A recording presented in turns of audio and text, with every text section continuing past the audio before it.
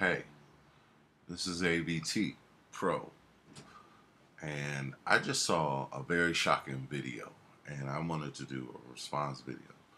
Salvia,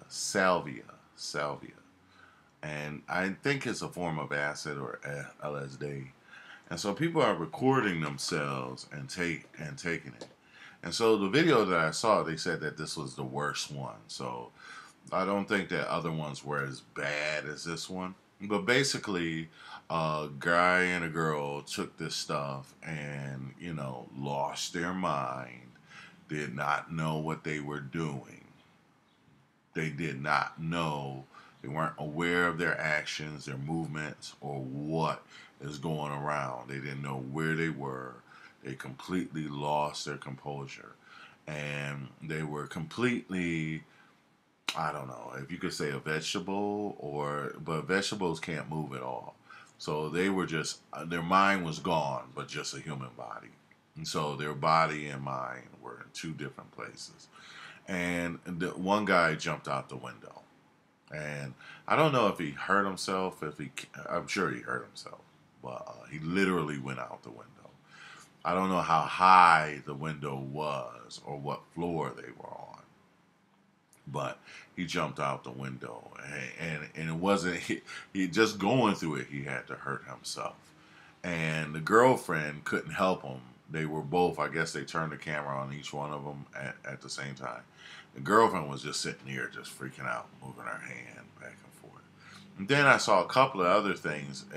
Somebody tried to write a letter and say that, oh, write your congressman, and then he took a hit of this bong, and then couldn't finish the letter, and then he made a joke of it. I just want to say to people, don't do this. Don't do that to yourself. That's not funny. It's not cute. And it's not, you don't know what damage you could possibly do to yourself. And some people go on those trips and mental trips and acid trips and stuff like that, and they never, ever come back. And one guy explained, he was sitting there with his girlfriend, and you don't know if somebody can get violent or what could happen. You could jump off, grab a knife, or anything. Those people who are taping people like that, it seems that they lose their mind so bad that unless the person is there talking to them and trying to bring them back to reality, that they completely lose it. That they completely freak out. I mean, fall right off the bed, could injure yourself, really do damage, scar yourself for life, and stuff like that. And just mentally, you don't know if you'll ever. Some people can constitutionally handle that, and some people can't. And it's just like, alcohol or anything other drug. To do something that's stupid and crazy to yourself is just amazing. It's amazing that people, I understand you don't know, you never tried it before, you think it's fun, you're deceived and believing that could help you, um, that it'll be cute or something like that. It's not cute. It's horrific. I'm sure that guy is in a hospital. They have to explain to their family and friends what's going on and the embarrassment and the shame of doing something utterly stupid and making themselves look like, oh. So I just wanted to tell you, and while I'm at that, I want to say one thing. I used to drink. I go out every now and then. And I went out with a buddy, and you go out, you have a drink, and you relax and stuff like that. That doesn't work for everybody. Not everybody relaxes when they have a drink. Some people get angry, they get bitter, all this drama start coming out. They become fighting. Some, as they say, a happy drunk. And some people are not angry drunks. They are angry drunks.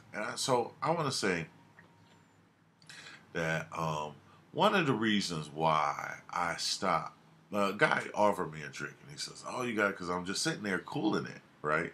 And he doesn't understand that for me is a big thing, right? And so he's like, sit there, he's like, have a drink, come on, man, you gotta just have one drink. And I told him, I was like, and it's funny to me because I told people I used to be an alcoholic. No, I didn't go through the thing. I prayed to God, and one day, it just changed, and I had no desire for alcohol whatsoever, and I never ever I've never had one since, and that was maybe 15, 20 years ago. I forgot, but I think the last time I had a drink so it was about 20 I was about 24, so I'm 49 now, so about 25 years ago. And I used to be a real alcoholic. I drink every day, even on the clock. It was like a certain time. But now, one of the things, when I put the bottle down, I got into computers and became a computer. I was no longer broke. I had, I could save my money if I wanted. I still don't really save per se, but I at least had control of my money. And so that was the thing. Is like, I would drink sometime and I'd have $100. I didn't have much money back then, but I have $100 and I drink, and that $100, most of the money is gone. And so, same thing with let's skip it. But most of the money would be gone, and so I'd be sad the next day that what I wanted to do with the money I could not no longer do. So it was very, it was very much not being in control.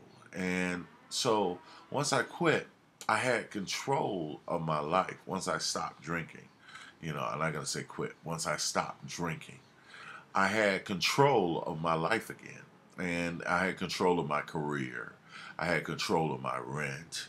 I had control on a lot of things in my life. So this was, alcohol was something that basically took away my control of my life. It takes, and so I mean, what I wanted to be, the direction of my life wanted. And so when I don't drink, when people offer me a drink, they don't understand. Okay, yeah, besides the physical effects, yeah, it can eat your gut out. It can rot your liver. It can, if you drink too much, it could just degrade and make you look old and stuff like that. Make you very physically unable, uncoordinated, and stuff like that. Couldn't dance. Think you be getting down. But anyway, but what I'm saying is that they don't understand that it's not really about the alcohol anymore. And I don't want anything to I don't want anything to influence. I don't want to be out of control. That's I want to be in control. Some people say, "Oh, you got to have alcohol, you got to relax and stuff like that." No, I want to be able to control my relaxation. Oh, will it make you happy? No. In the Bible, it says, I think, you know, basically that you can think yourself happy to a degree. That you can, and there are certain things that, not, and you need God's joy and happiness and things like that. But for the most part, David said in the Bible, I look up, I lift up my head, I look my eyes to the hills where cometh my help. So I'm not looking at the situation that I'm looking to where my help is coming, and things like that. That's what makes me happy. So if you want to take a mind trip, you know, take it. Let your mind float above your situation. Let your mind think about, help from Zion, the goodness of the Lord, continence, and the goodness, the peace of God. Those things. Help from the sanctuary, the holy places. The joy and the peace and the happiness that are in those places. Think yourself happy. If you want, put. It also says on the Bible, put your mind on that which is lovely, which is good, which is pure.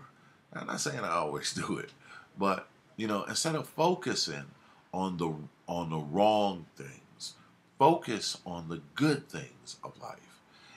That's just, it's that simple. You can't just, don't focus on that. Focus on something else. Every time that, and you have things in life that torment you. Somebody said to me, a friend of mine, she's a crazy girl, love her though. She said, doing sorry. She said to me, you have these things that want to torture your mind, and you have these things that want to, these fiery darts, just speak them away.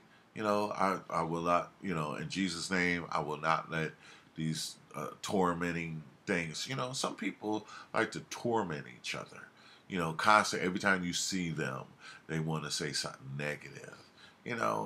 God says, I'll give you the shield of faith to resolve all the fiery darts, not some of them, all of them. So don't allow it. Speak on. Even if you have to speak to yourself or away somewhere, do those things. But your mind is, the battlefield is always your mind. So somebody could tell you, I want, it's being in control is somebody lying to you, somebody telling you something untrue, or telling you something that's not true about somebody else, and you're going around on moving in bad information on a lie. That's one of the worst things. One lie can set a whole group of people to make the wrong decisions or act like they crazy. You know, you know. Jesus said, "Forgive them, Father, for they do not know what they doing." That's the definition of crazy, when you don't know what you're doing. Crazy is there's people that are set up with that. I knew kids when I was younger, they would take a bad drug or a bad hit or something, and they would never, ever come back. So don't do that to yourself. Don't take that chance with the most valuable thing you have, your mind. One of the most valuable things that you can't buy. You know, peace of mind. You can't go to the store and say, "Give me some peace of mind." You know. Anyway, the closest mood changing thing I want is coffee, and that, and it's questionable if it changes my mood. Anyway, didn't mean to go off on a long blog, but do I think that they should ban that? Yes. Anything that can make people lose control or out of their mind. And, I see some real smart looking people doing something real stupid. How stupid, you know? God bless you all. Father, forgive them, for they know not what they do. God bless you all. I love you all. I need forgiveness too, so I ain't trying to hurt nobody. Anyway, God bless you.